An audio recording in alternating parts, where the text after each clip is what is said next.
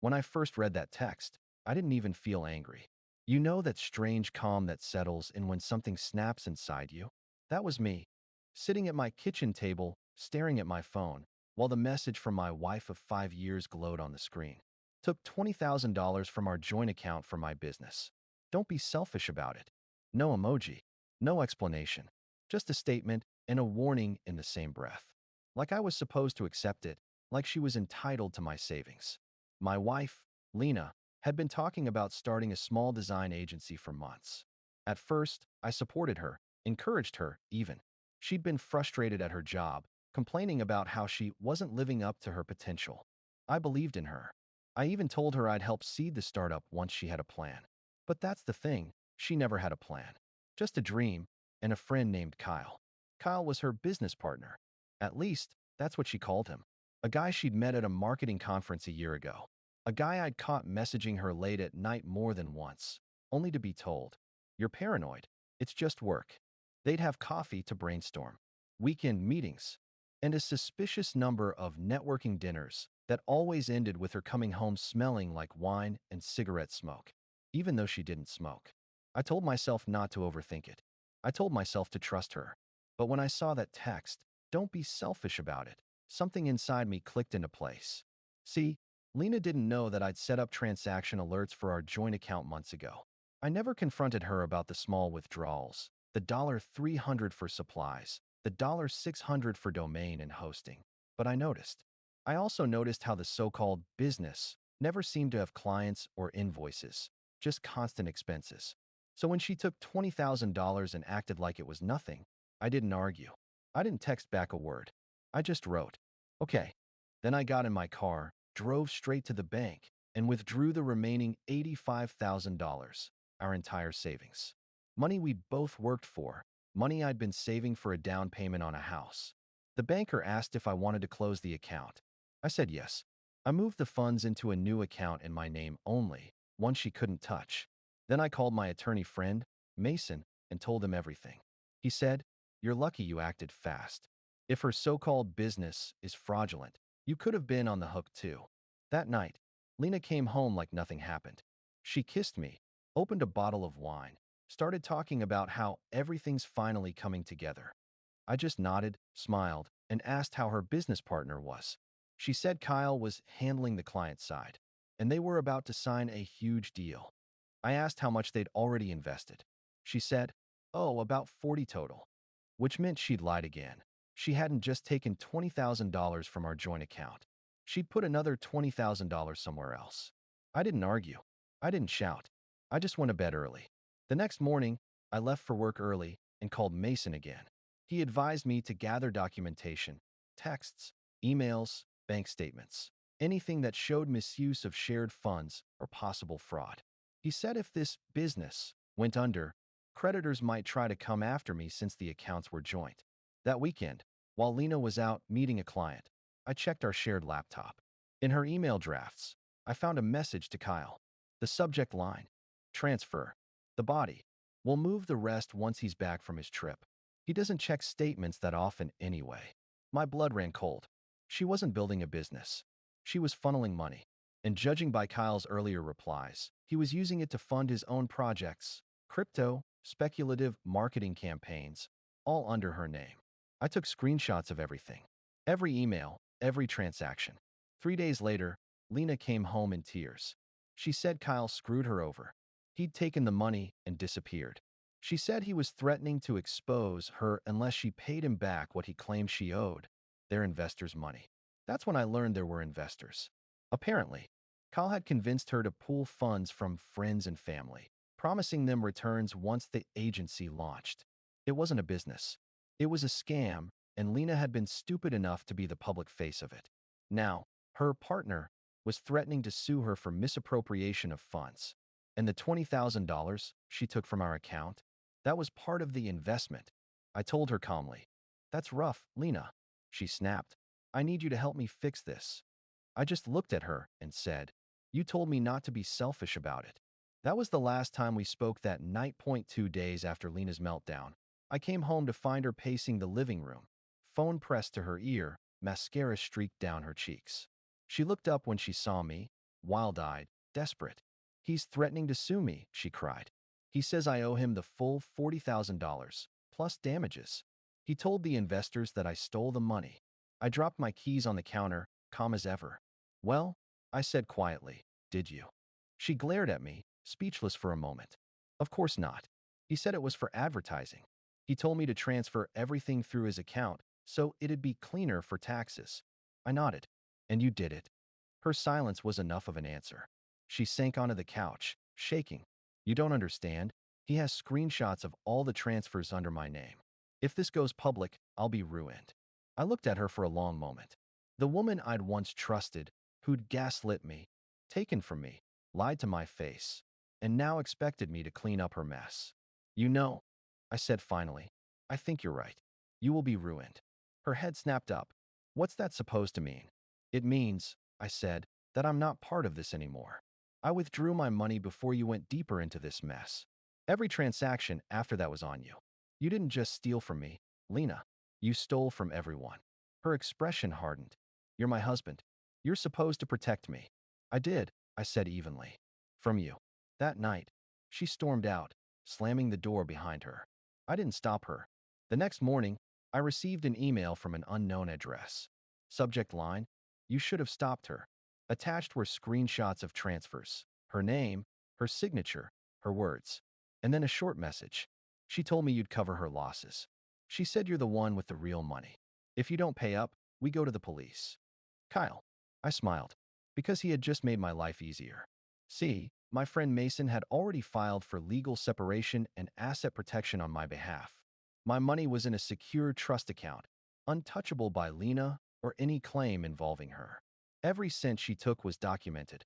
Every lie, every transaction, every business expense, all traced to her and Kyle's shared email chain. I forwarded Kyle's threat to Mason with the subject: "Evidence." That same evening, Lena came home again, red-eyed, trembling. "You have to help me, please," she begged. "Kyle said he's talking to the police. I'll go to jail." I poured myself a drink and said quietly, "Maybe you should." She froze. "You'd really let them destroy me?" "You destroyed yourself," I said. "You lied, you stole, and you dragged my name into it. The only thing I'll do now is protect myself." Then I handed her a small envelope. Inside were copies of every screenshot, every bank record, every email she thought I didn't see. "If you're smart," I told her, "you'll show these to your lawyer before Kyle uses them first." She didn't say another word. A week later, the chaos began. Kyle's investors started demanding refunds. Some filed police reports. Apparently, he'd taken money from multiple people, promising them high returns through Lena's design agency. When authorities started investigating, Lena panicked. She tried to shift blame, said Kyle managed the finances, that she was just a creative director. But the emails, signed invoices, and transfer proofs told a different story. She called me again, sobbing, apologizing, saying she never meant for it to go this far. I didn't answer. Instead, I met with Mason. He assured me I was legally clear. I'd protected my funds, documented her unauthorized withdrawals, and filed notice of financial separation before the fraud surfaced. When Lena realized she couldn't access any of my accounts, she sent one final text: "You ruined me." I stared at the screen for a while before replying. "No, Lena, you ruined yourself. I just made sure I wouldn't go down with you." Update 1. It's been 6 weeks since the last time I saw Lena in person. The house is quiet now. My lawyer, Mason, says it's a good kind of silence. He's right. It's not emptiness anymore. It's space. 3 days after our last conversation, Lena was served. The investors, there were 5 of them, filed a joint civil suit against both her and Kyle for fraud, misrepresentation, and misuse of investment funds. It turns out the design agency never existed beyond a logo mock-up and a domain name Kyle bought on GoDaddy. The moment the subpoenas were issued, Kyle ghosted her completely, deleted his socials, shut down his phone. Lena, of course, called me, hysterical. "They're saying I was in charge of the accounts," she screamed into the phone. "You were," I said. "Your name's on the paperwork." "Because he told me to, and you did it anyway." She hung up after that. I didn't hear from her for a while. But the city's small. Word travels. A week later, I got a message from an old mutual friend. A photo of Lena in court, flanked by two lawyers, face pale, hair tied back like she was trying to look professional. The caption read, "Damn, she's really in deep." Here's where things got strange. Two of the defrauded investors were actually my clients, people I'd worked with on real estate deals before I even met Lena. When they found out I'd been caught in her mess, they reached out. One of them, a woman named Angela, said something I'll never forget. "You're the only one who handled this like an adult. The rest of them are burning bridges. You just disappeared and kept receipts." That stuck with me, because she was right. I didn't rage. I didn't make a spectacle. I just quietly documented. Angela eventually offered me a job, helping her new company manage their property acquisitions. It was a step up from where I'd been. More money, more freedom. I accepted. The irony? Kyle and Lena had pitched their fake agency to Angela 6 months earlier. Then came the real twist. One afternoon, Mason called and said, "You're going to want to see this." He forwarded me an email thread from the investors' shared drive, public discovery evidence. It was between Lena and Kyle. In it, Kyle explicitly instructed her to move the funds into her account, promising to handle taxes later. But the best part, he also admitted, in writing, that he never registered the company and that he'd use her name since she's clean. Her name, clean. Mason laughed when he read it. That's going to hang him in court. But the email also meant something else. Lena might actually get a lighter sentence if she cooperated. I could have buried her completely, but I didn't. Mason suggested we send a notarized statement clarifying my lack of involvement, not to save her, but to protect myself beyond doubt. We did. And in doing so, we indirectly gave her a small lifeline. A month passed. The investigation dug deeper. Kyle resurfaced when the police froze his accounts. He tried to claim Lena stole everything, and that he was the victim. Problem was, the timestamps on his own messages destroyed that narrative. He's facing criminal charges now: wire fraud, embezzlement, identity falsification. Lena, according to court records, took a plea deal. 6 months probation. No jail time, as long as she repays a portion of the stolen funds. The last I heard, she's working at a temp job, trying to pay off legal fees. Her car got repossessed. Her friends vanished. And that apartment she loved so much? Gone. Unpaid rent. Last weekend, Angela invited me to a small dinner at her place. I almost didn't go, but she insisted. Her business partner was there too, a quiet, kind woman named Ruth who handled their contracts. At one point in the evening, Ruth said, "You know, sometimes losing money's cheaper than keeping the wrong person." That hit deeper than I expected. I'm not angry anymore, just relieved. Because for the first time in years, I'm not walking on eggshells, waiting for the next accusation, the next business idea, the next lie. Final update. It's been almost a year now. If you had told me 12 months ago that I'd end up sleeping through the night again, I wouldn't have believed you. Back then, I woke up at 3 a.m. every day, checking bank statements, phone notifications, or just staring at the ceiling, wondering how the hell did I miss the signs. Now, the nights are quiet, in the right way. After the lawsuit wrapped up, Lena and Kyle both vanished from my life for good. Kyle pled guilty to 2 counts of wire fraud and is serving 18 months. Lena testified against him in exchange for probation and community service. According to the public record, she's been ordered to repay $12,000, money she doesn't have, over the next few years. I didn't attend the hearings. Mason said I didn't need to. Everything we provided already spoke for itself. Still, one of the investors texted me after the final verdict. "You played it smarter than anyone. Most people go nuclear. You just cut the cord clean." They were right. I didn't win. I just walked away intact. The house feels different now. Cleaner. Not in the literal sense, though I did replace almost everything she'd touched. The furniture, the bed, even the kitchen tile she said looked poor. It's the energy that changed. There's no tension lingering in the walls anymore. No fear of a new argument waiting behind a door. I've started painting again, something I hadn't done since college. It began as a way to fill empty evenings, but somewhere along the way, it became therapy. Mason joked that I should sell my work, but I'm not ready for that. I don't want another project or investment.